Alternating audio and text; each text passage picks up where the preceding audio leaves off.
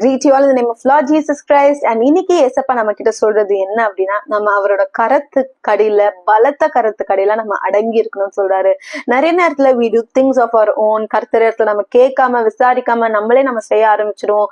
Submit பண்ண மாட்டோம் ஆண்டவருக்கு. we do things of our own. ஆனா ஆண்டவர் எனக்கு சொல்றாரு, நீ என்னோட கருத்து கடையில நீ வந்து அடங்கிரு, ஏற்ற நேரத்துல நான் உன்னை உயர்த்துவேன் அப்படின்னு சொல்றாரு.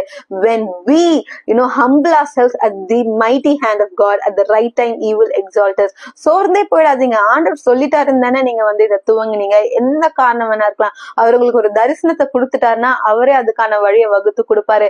நீங்க இந்த ஒரு வறட்சியை கண்டு சோர்ந்து போய் அப்படியே நீங்க சில காரியங்களை நீங்களே செய்யணும்னு நினைச்சீங்க அப்படின்னா அதுக்கான வழி அழிவுக்கு நேரா போகும், ஃபெயிலியருக்கு நேரா போகும். பட் ஆண்டவர் சொல்றாரு, நீங்க வந்து அவரை ஃபாலோ பண்ணிட்டே விசுவாசத்துல ஃபாலோ பண்ணிட்டே போனீங்கன்னா at the right time he will exalt you. ஏன் தெரியுமா நம்ம இதெல்லாம் ஃபேஸ் பண்றோம்? இந்த ஒரு டிலே, இந்த ஒரு வறட்சிலாம் ஆண்டவர் கொடுக்குற அந்த மேன்மையை நம்ம ஹேண்டில் பண்ணோம்ல.